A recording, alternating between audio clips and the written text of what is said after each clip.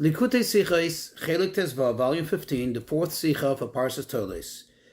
This is a Rashi sicha, albeit a very easy sicha to understand, and it'll actually give us some profound insight into the longevity of Yitzchak, and likewise of Avrohom and even Sarah. Just a few rules in Rashi which we're going to counter again in this sicha. Number one, the obvious one, Rashi will only explain something which is imperative, meaning that from the verse itself it's not clear.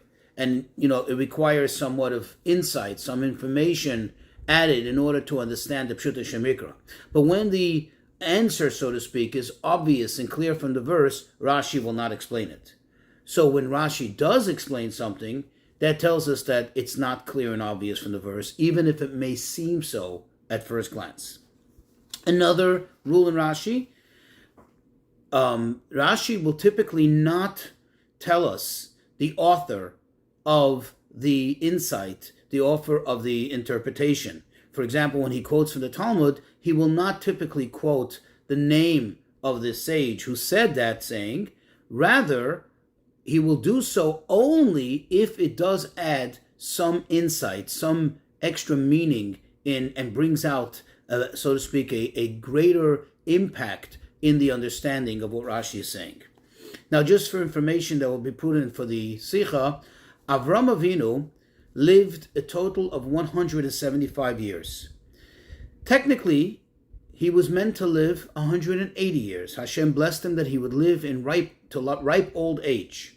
However, as the sages tell us, the reason why he passed away at 175 is because when he turned 175, his grandchildren, the twins, Yaakov and Esav, turned 13. They became men. Thus, their actions now became attributed to them and became noticeable. Esav, as we know, went off on a very bad path. In order for Avrohom not to have to endure that and see how his grandchild is going off in his bad ways, Hashem made it that he should pass away 5 years earlier in order to fulfill his promise of living to a good, ripe old age. Now, Sarah, as we know from last week's parsha, and Chayei Sarah passed away at the age of 175. So let's get into the parsha. In the parsha where it tells us that Yitzchak called his son Esav in order to give him the blessings, and later how at the end Yaakov receives the blessings. So in chapter 27, verse 2, Yitzchak actually qualifies to Esav why now, why he's calling him now, why is he summoning now for the blessings. And he tells him as follows, Hine nazakanti. Behold, I am very old. I'm becoming old. I've become old. And then he adds, Lo yodaiti es yoim moisi. I don't know when I'm going to die. In other words, perhaps I'm going to be passing away soon. I feel like I'm close to that age. And therefore, if not now, then when? Then let me take care of business now. So on these words, Lo yodaiti es yoim moisi, quote, I do not know when I'm going, the day of my death. Rashi quotes these words and he explains. Omer Rabbi Yeshua ben Korcha. Rabbi Yeshua ben Korcha said that when a person reaches the Perek Avosav, meaning the lifespan of his parents, of his respective parents, he should become anxious. He should worry 5 years prior and 5 years after the time, the year of death, the age of death of his parents. Now, since Yitzchak was 123 years old, he said to himself, maybe I reached the age limit, so to speak, of my mother. Now, since my mother passed away at 127, I already passed 122. I'm within the 5 years of her, age of passing. Therefore, I don't know, quote, I don't know the day of my passing. Why? Because maybe I'm meant to live out the age of my mother around, give or take, 5 years before, 5 years after, or maybe the age of my father, I don't know. But right now, I'm at a point, I'm at a crossroads where I need to be concerned about it because I'm within the 5 year period of my mother's passing. Again, she passed away at 127. I am 123 within the 5 years. So the Rebbe asks, obvious question. Number one, why does Rashi need to look for any explanations? Why does he have to look elsewhere? In this case, to the Gemara, to the Talmud, and quote Rabbi Yeshua ben Korcha? I think it seems obvious from the verse itself. Yitzchak said, Hinei nazakanti, I became old, I feel old. So Yitzchak felt old, so that's why he felt like, this is the time, I may be dying soon. That's number one. Number two, why does he quote this explanation, this insight, in the name of the author of the quote? Why does he say Rabbi Yeshua ben Karcha? Why does he veer off his typical approach where he doesn't, he usually quotes it anonymously? So the Rebbe says the explanation is based on something we learned in last week's parsha. In last week's parsha, it says that Vayevarech Elokim es Yitzchak. God blessed Yitzchak. No, I'm sorry, previously, not in last week's parsha. It says God blessed Yitzchak. Now, what is behind this? That God blessed Yitzchak? So it actually tells us that Avrohom was debating and deliberating, should he or should he not bless Yitzchak? Why? Because Avrohom could see into the future, and he saw that potentially Yitzchak will have a very bad son, namely Esav. And he was concerned and worried about giving him the brachas, because if he gives him the brachas, then it passes on to his children. So essentially he's going to be blessing the wicked Esav.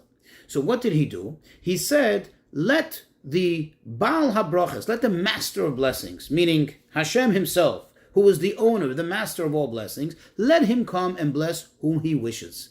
And thus, this is what the verse says, Vayevorech Elokim es Yitzchak. God bless Yitzchak. Now, bottom line, because this is the case, God bless Yitzchak, this raises a tremendous question.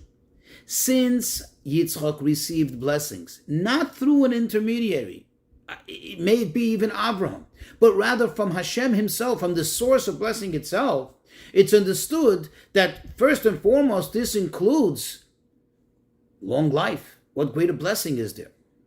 Besides all the other goodies that certainly came along with it. So if it's something that he received as a blessing, and Yitzchak is aware of it, he knows that he received his blessing, then why is he concerned? What exactly is he overthinking here? Why is he overthinking it? He knows that his parents received blessings from Hashem, and they lived much longer than 123 years old. True, Sarah lived only 127, but when he reaches that point, maybe that's when he should start to worry. But why is he why is he worrying now? Why is he being concerned right here, right now, when he's 123 years old?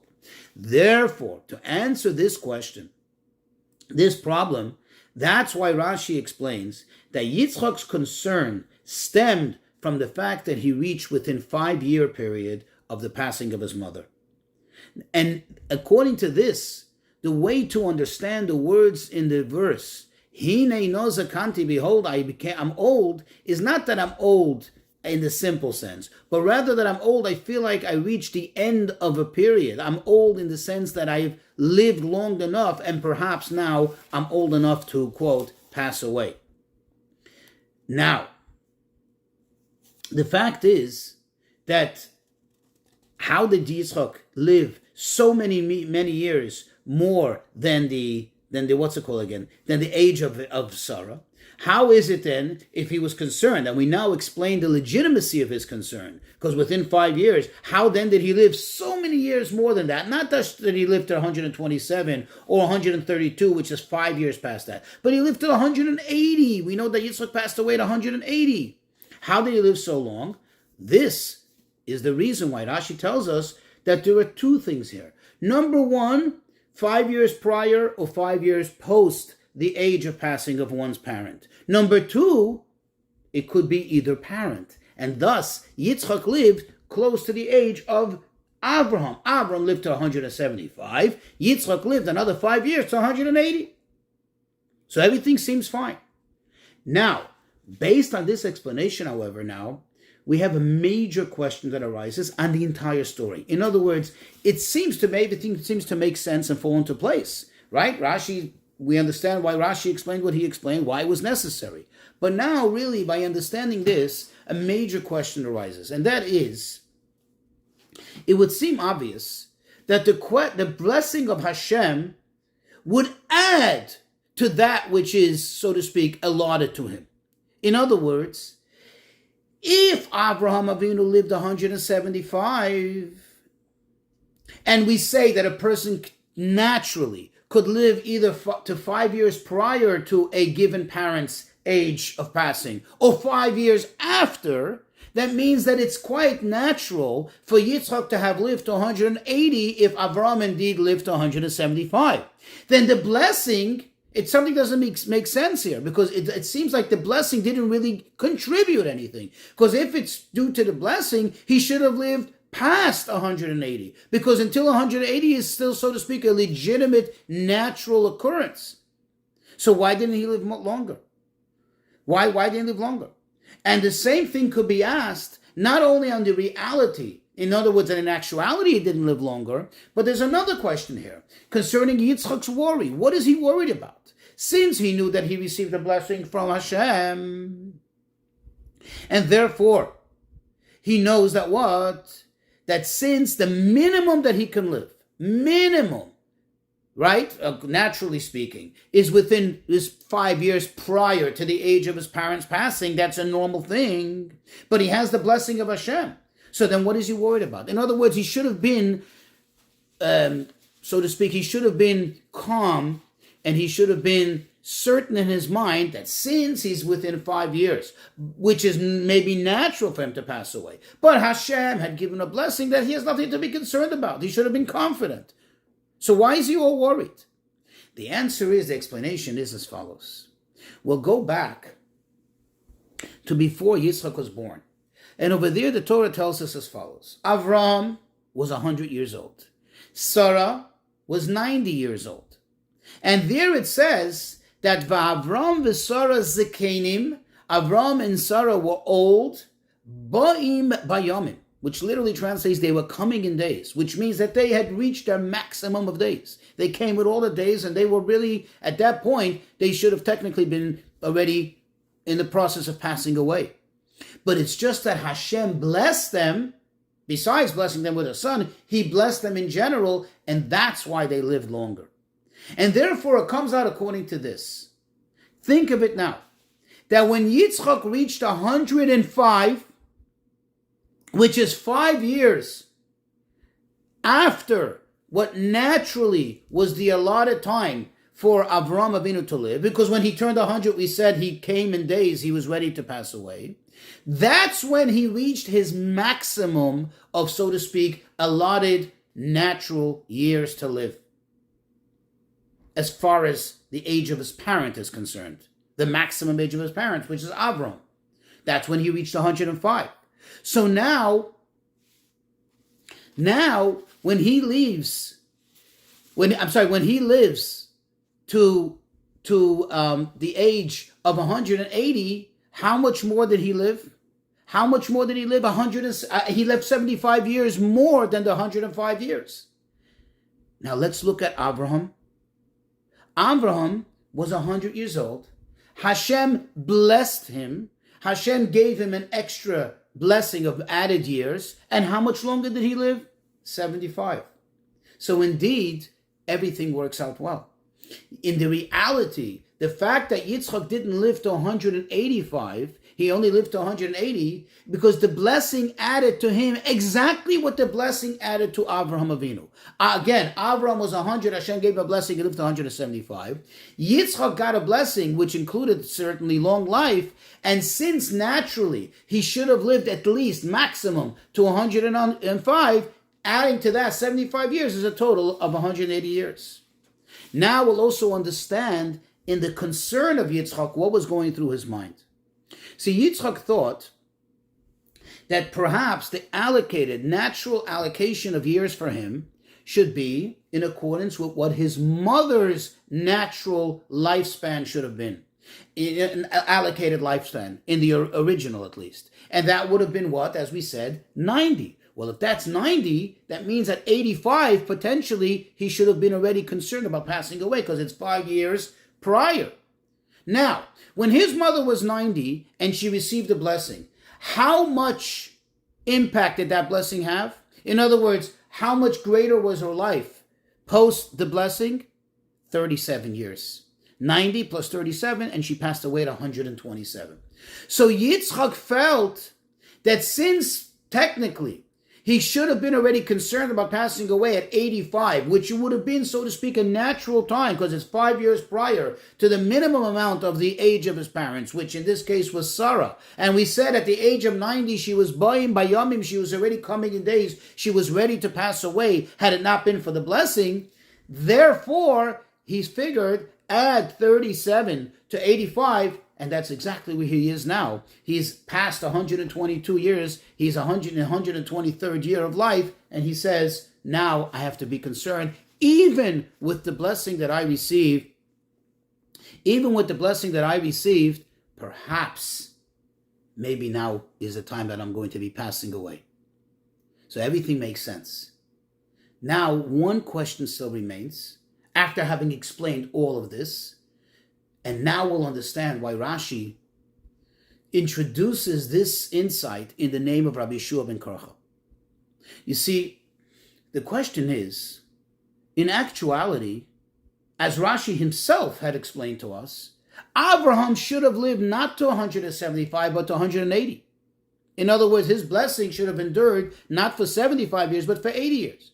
And the only reason he passed away 5 years earlier than that mark is because we explained in the introduction that he shouldn't see his grandson Esav, going off to a bad path. Thus, it wouldn't be an enjoyable, good long life. It wouldn't be a good old age, and therefore Hashem took that away from him to spare him that. So the question is, if technically Abraham's blessing was supposed to last for 80 years, then based on that, Yitzchak should have lived to 185. So we're back to the question. Why did he only live to 180? This is what Rashi is hinting to when he quotes this insight in the name of its author, Rabbi Yeshua ben Korcha. You see, because Rabbi Yeshua ben Korcha, there's a story in Maseches Megillah. In Tractate Megillah, the Gemara over there tells us about several of the sages, of Tanoim specifically, that had long life, that merited for a very long life. And they were asked, the students inquired, what is it that you did that you had a merit to live this long? You don't just live long for nothing. Hashem gives it to you when you have a merit. And each one quoted several things that they were very careful in, that they were very, very diligent in, and they attributed their longevity to the merits of those special stringencies that they had on themselves and so on. When they asked Rabbi Yeshua ben Korcha, he said, there's only one thing that I can attribute to. One solitary thing. And that is that I was always careful. I went to the extreme not to look in the image, meaning in the face of a wicked person. Never to look at a wicked person. And therefore, he's attributed that, so to speak, preserved his purity, and he was able to live longer. Now,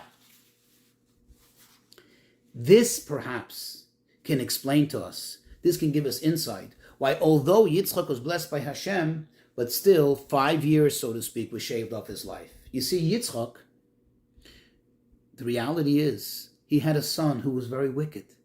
Esav was wicked. Now, although Yitzchak was perhaps not privy to this, or he didn't really know the extent of Esav's wickedness, but the fact is, it's his son. He looked at him, he spoke to him. Being that he looked at the face of a Rasha, this can help us. This is perhaps what Rashi is hinting to by quoting it in the name of Rabbi Yeshua ben Korcha. This perhaps can help explain why he didn't get the ultimate blessing of living past 180 years. What is a great lesson that we can learn from this, says the Rebbe, from this entire story? You see, Yitzchak, when he was looking at himself, so to speak, in relation to his own self, when he's examining himself, he went to the ultimate extreme of scrutiny. He was not confident that he's going to live the fullest extent, but he was going to the, extreme of scrutiny of saying perhaps the minimum I'm going to merit to live. In other words, he didn't see himself so worthy, and he was hard on himself to an extent, thinking that maybe he's going to pass away even, 5 years before when his mother passed away, who was certainly younger than the age of when his father passed away.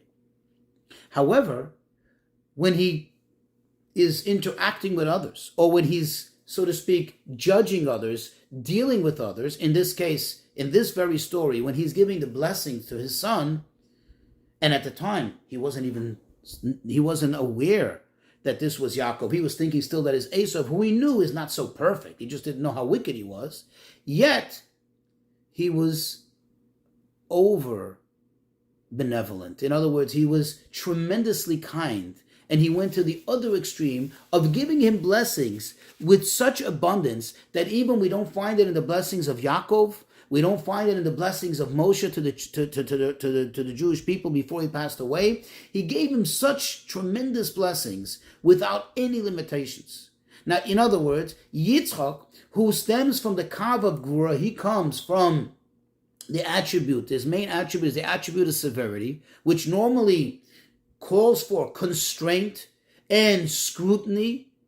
He only applied that to himself. But when it came to others, there he applied the maximum of chesed, of kindness, with gvura, with power, with strength, with the ultimate energy that one can possibly give chesed.